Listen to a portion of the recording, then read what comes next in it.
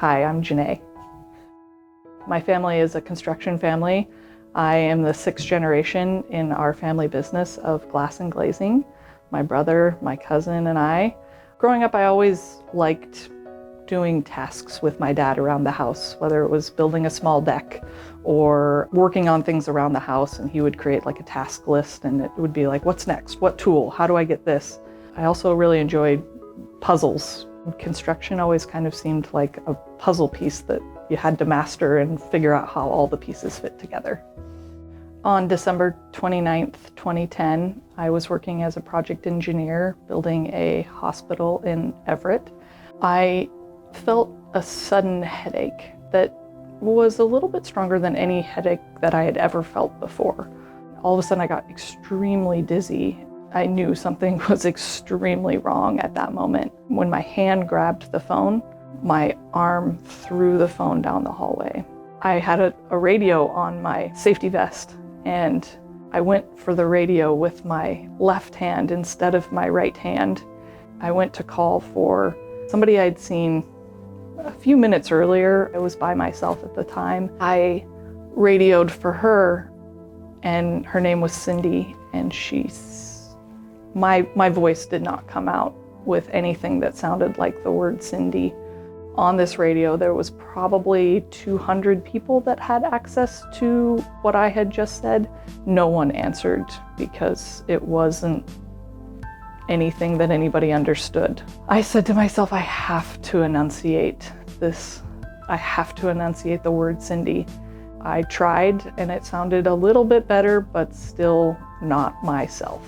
That time it was successful though. Cindy responded and all I could do was yell, help, help, help. And she came running and the question started being asked of, did you fall? Did you hit your head? And I said no, and she radioed back and told everybody to call 911 immediately. I was put onto a stretcher by the EMTs and I was taken out of the hospital that we were building and driven around the block to the existing emergency department. I was greeted by 2 nurses. They had badges that said code stroke, and I heard over the loudspeaker within the hospital code stroke. I realized that I was the one that was being greeted, and that's when I realized I was being evaluated for a stroke at the age of 23.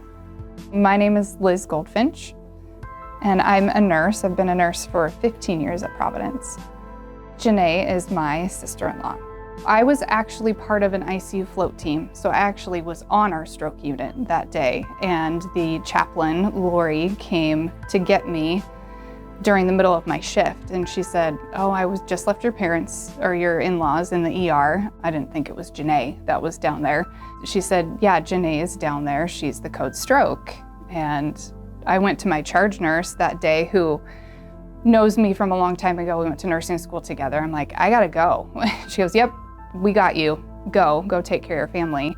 My parents had arrived at that point, and it was hard to make eye contact with them because I definitely thought that I was gonna die. So I just looked around and I'm like, where's the TPA? You know, I didn't even know what was going on, but the clot busting medication, I said, where is it? And then they decided that the clot was in a bad enough location that she needed to go down to Harborview for maybe a procedure to help pull the clot out. They needed an ICU nurse to travel with her down to Harborview. I'm like, yep, I'm in. Like, let's go down. And probably about 20 minutes into the ride, she had already gotten the medication to help break up the clot. I could tell she was coming back. Leaned over to say something to her. My stethoscope caught on one of the wires that was hooked on her. And I said, it's okay, you just wanted to be close to me. And the speech was the most clear speech I had had in over an hour. And I was like, okay, she's back, here she comes. I could start to feel my speech, my motor skills, my body was coming back to me. I was able to control the things that my brain was telling my body to do. My career came full circle, and thank God Jenae was where she was when it happened, and everything lined up the way that it could so that we had the best outcome. I have 3 healthy and beautiful children, a 4-year-old daughter and almost 2-year-old twin boys. that keep my husband and I extremely busy and on our toes. The protocol that was in place at the hospital is because of the American Heart Association.